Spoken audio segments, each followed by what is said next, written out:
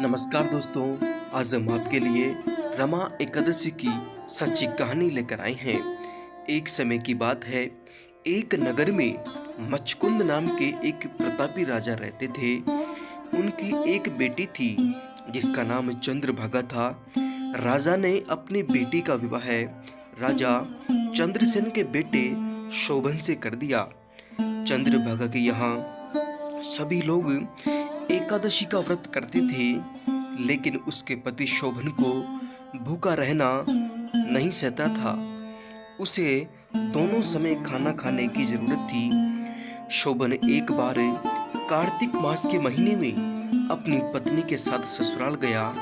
तभी रमा एकादशी व्रत पड़ा। चंद्रभागा के गृह राज्य में सभी लोग रमा एकादशी का नियम पूर्वक व्रत करते थे और ऐसा ही करने के लिए शोभन से भी कहा गया। शोभन ने इस बात को लेकर परेशान हो गया और बोला कि वह एक पल भी भूखा नहीं रह सकता है, तो वह रमा एकादशी का व्रत कैसे करेगा। वह इसी परेशानी के साथ पत्नी के साथ गया और बोला, मुझे इसका उपाय बताइए। लेकिन चंद्रभागा ने मना कर दिया। उसने कहा कि अगर ऐसा है तो आपको राज्य के बाहर जाना पड़ेगा, क्योंकि राज्य में ऐसा कोई व्यक्ति नहीं है जो इस व्रत नियम का पालन न करता हो। यहाँ तक कि इस दिन राज्य के जीव जंतु भी भोजन नहीं करते।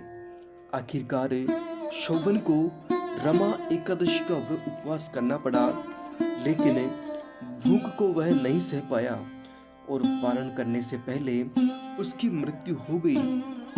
चंद्रभागा ने पति के साथ खुद को सती नहीं किया और पिता के यहाँ रहने लगी।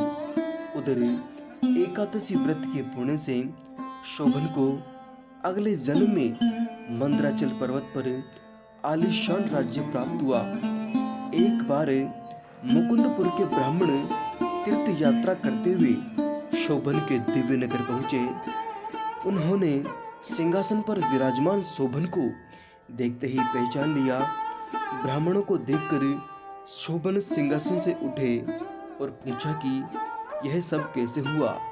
तीर्थ यात्रा से लौटकर ब्राह्मणों ने चंद्रभागा को यह बात बताई। चंद्रभागा बहुत खुश हुई और पति के साथ जाने के लिए व्याकुल हो उठी। वह वाम ऋषि के आश्रम पहुंची। चंद्रभागा मंदराचल पर्वत पर पति शोभन के पास पहुंची। अपने एकादशी व्रतों के पुण्य का फल शोभन को देते हुए उसके सिंहासन व राज्य को चिरकाल के लिए स्थिर कर दिया। तभी से मान्यता है कि जो व्यक्ति इस व्रत को रखता है वह ब्रह्म हत्या जैसे पाप से मुक्त हो जाता है और उसकी सभी मनोकामनाएं पूर्ण हो जाती है। तो दोस्तों, कैसी लगी आपको हमारी रमा एकादशी की यह छोटी सी और सच्ची कहानी। आपको कहानी ऐसी लगी तो चैनल को जरूर सब्सक्राइब करें। इसी तरह से कहानियाँ और कथाएं सुनने के लिए बने रहिए इस YouTube चैनल कन्नू भक्ति कहानियों के साथ में। नमस्कार दोस्तों, धन्यवाद। आप सभी का स्वागत है इस YouTube चैनल में।